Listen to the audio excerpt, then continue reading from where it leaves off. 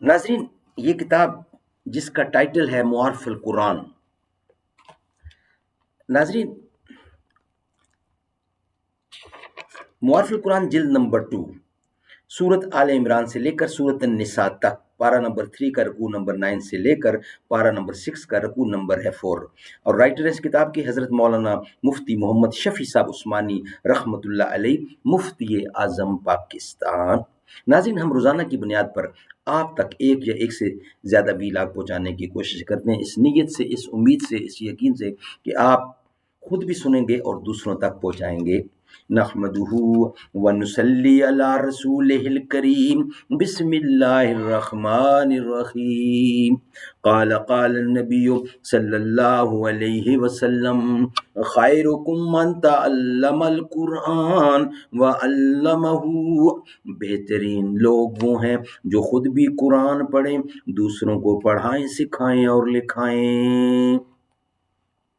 ملے گی جنت پیے گا کوثر، ملے گی جنت پیے گا کوثر، اسی کو محشر میں چین ہوگا۔ نبی محبت کریں گے اس سے کہ جس کے دل میں حسین ہوگا۔ وہ جو مٹ گیا وہ یزید تھا، وہ جو نہ مٹ سکا وہ حسین ہے۔ ناظرین، ایپیسوڈ نمبر 13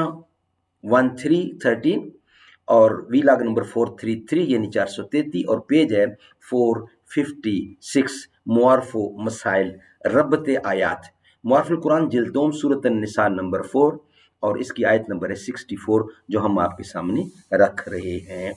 ربط آیات، پہلی آیات میں تمام معاملات میں اللہ اور رسول کے احکام کی طرف رجوع کرنے کا حکم تھا۔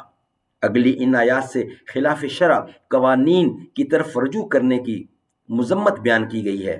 ناظرین، اسی کا نیکسٹ ہیڈنگ ہے آیات کا شان نزول، یہ بھی یہی پیج ہے یعنی 456۔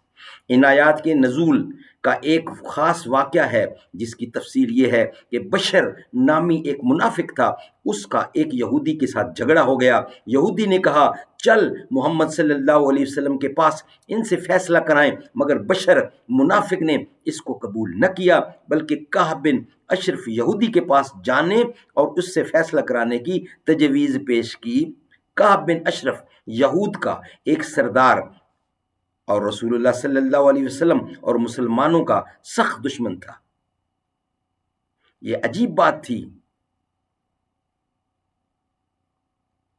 یہ عجیب بات تھی کہ یہودی تو اپنے سردار کو چھوڑ کر حضرت صلی اللہ علیہ وسلم کا فیصلہ پسند کرے، اور اپنے آپ کو مسلمان کہنے والا بشر آپ کی بجائے یہودی سردار کا فیصلہ اختیار کرے۔ مگر راز اس میں یہ تھا کہ ان دونوں کو اس پر یقین تھا کہ رسول اللہ صلی اللہ علیہ وسلم حق و انصاف کا فیصلہ کریں گے۔ اس میں کسی کی رو و رعایت یا غلط فہمی کا اندیشہ نہیں، اور چونکہ اس جھگڑے میں یہودی حق پر تھا، اس لیے اس کو اپنے سردار کعب بن اشرف سے زیادہ اعتماد حضور صلی اللہ علیہ وسلم پر تھا، اور بشر منافق غلطی اور ناحق پر تھا، اس لیے جانتا تھا کہ آپ کا فیصلہ میرے خلاف ہوگا، اگرچہ میں مسلمان کہلاتا ہوں اور یہ یہودی ہے۔ ان دونوں میں باہمی گفتگو کے بعد یہ انجام ہوا کہ دونوں اس پر راضی ہو گئے کہ حضرت صلی اللہ علیہ وسلم کے پاس حاضر ہو کر آپ ہی سے اپنے مقدمے کا فیصلہ کرائیں۔ مقدمہ حضرت صلی اللہ علیہ وسلم کے پاس پہنچا، آپ نے معاملہ کی تحقیق فرمائی تو حق یہودی کا ثابت ہوا، اسی کے حق میں فیصلہ دے دیا، اور بشر کو جو بظاہر مسلمان تھا ناکام کر دیا۔ اس لیے وہ اس فیصلے پر راضی نہ ہوا اور ایک نئی راہ نکالی کہ کسی طرح یہودی کو اس بات پر راضی کر لیا جائے کہ ہم حضرت عمر بن خطاب رضی اللہ عنہ کے پاس فیصلہ کرانے چلیں۔ یہودی نے اس کو قبول کر لیا۔ راز اس میں یہ تھا کہ بشر نے یہ سمجھا ہوا تھا کہ حضرت عمر کفار کے معاملے میں سخت ہیں اور وہ یہودی کے حق میں فیصلہ دینے کی بجائے میرے حق میں فیصلہ کر دیں گے۔ بہرکیف یہ دونوں اب حضرت فاروق اعظم کے پاس پہنچے۔ یہودی نے حضرت فاروق اعظم کے سامنے پورا واقعہ بیان کر دیا کہ اس مقدمے کا فیصلہ جناب رسول اللہ صلی اللہ علیہ وسلم فرما چکے ہیں، مگر یہ شخص اس پر مطمئن نہیں ہے اور آپ کے پاس مقدمہ لایا ہے۔ حضرت عمر نے بشر سے پوچھا کہ کیا یہی واقعہ ہے؟ اس نے اقرار کیا۔ حضرت فاروق اعظم نے فرمایا اچھا ذرا ٹھہرو، میں آتا ہوں۔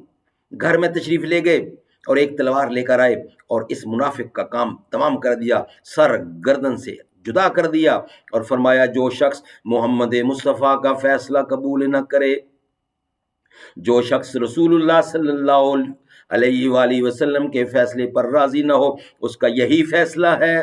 یہ واقعہ روح المعانی میں بروایت سہلبی و ابن ابی حاتم حضرت عبداللہ بن عباس سے منقول ہے۔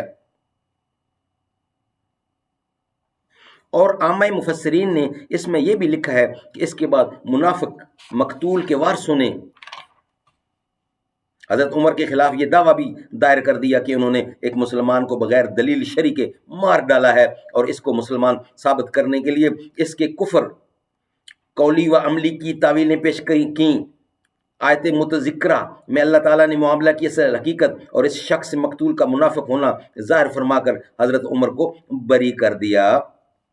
اس سلسلے میں اور بھی چند وقع منقول ہیں جن میں کچھ لوگوں نے شرعی فیصلہ چھوڑ کر کسی کہانی یا نجومی کا فیصلہ قبول کر لیا تھا۔ ہو سکتا ہے کہ آیت متذکرہ ان سب کے متعلق نازل ہوئی ہو۔ ناظرین، یہ ویلاگ ہم یہیں کمپلیٹ سمجھتے ہیں۔ انشاءاللہ اس کا کچھ حصہ ہے وہ ہم آپ کے سامنے رکھیں گے، مگر نیکسٹ ویلاگ کی صورت میں یہ ویلاگ ہمارا یہاں ہی مکمل ہوتا ہے۔ حسین جیسا شہید اعظم جہاں میں کوئی ہوا نہیں ہے، چھری کے نیچے گلا ہے لیکن کسی سے کوئی گلا نہیں ہے۔ عدو تھے جب سر پہ تیغ تولے، حسین سجدے میں جا کے بولے مدینے والو گواہ رہنا نماز میری قضا نہیں ہے۔ حسین جیسا شہید اعظم جہاں میں کوئی ہوا نہیں ہے، چھری کے نیچے گلا ہے لیکن کسی سے کوئی گلا نہیں ہے۔ حسین فرمائے ساتھیوں سے ادا کرو پر جلال سجدے، ہے تیغ و خنجر تبر کا سایہ کہاں ہمارا خدا نہیں ہے۔ حسین جیسا شہید اعظم، حسین جیسا شہید اعظم جہاں میں کوئی ہوا نہیں ہے، چھری کے نیچے گلا ہے لیکن کسی سے کوئی گلا نہیں ہے۔